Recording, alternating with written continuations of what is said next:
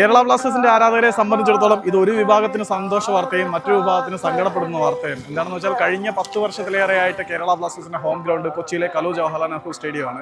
പക്ഷേ ഇത്തവണ operational cost, rent തുടങ്ങി ഒരുപാട് ചിലവുകൾ ഉള്ളതുകൊണ്ട് ബ്ലാസ്റ്റേഴ്സ് അവരുടെ ഹോം മത്സരം കൊച്ചിയിൽ നിന്നും കോഴിക്കോടേക്ക് മാറ്റാൻ തീരുമാനിച്ചിരിക്കുകയാണ്.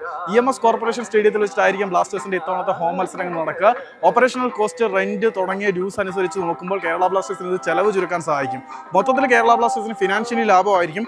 കേരള ബ്ലാസ്റ്റേഴ്സിന് വേണ്ടി കൊച്ചിയിൽ മത്സരം കാണാൻ മലബാറിൽ നിന്ന് കുറേ അധികം ദൂരം സഞ്ചരിച്ച് ഒരുപാട് ആരാധകർ കൊച്ചിയിലേക്ക് വരുന്നുണ്ടായിരുന്നു. അത്തരത്തിൽ മലബാർ ബേസ് ചെയ്ത ആരാധകരെ സംബന്ധിച്ചിടത്തോളം തങ്ങളുടെ ഹോം പൊട്ടൻഷ്യൽ എത്രമാത്രം ഉണ്ട് എന്ന് കാണിക്കാനുള്ള ഒരു അവസരം കൂടിയായിരിക്കും ഇത്തവണ കോഴിക്കോട് കോർപ്പറേഷൻ സ്റ്റേഡിയത്തിൽ ഉണ്ടാവുക.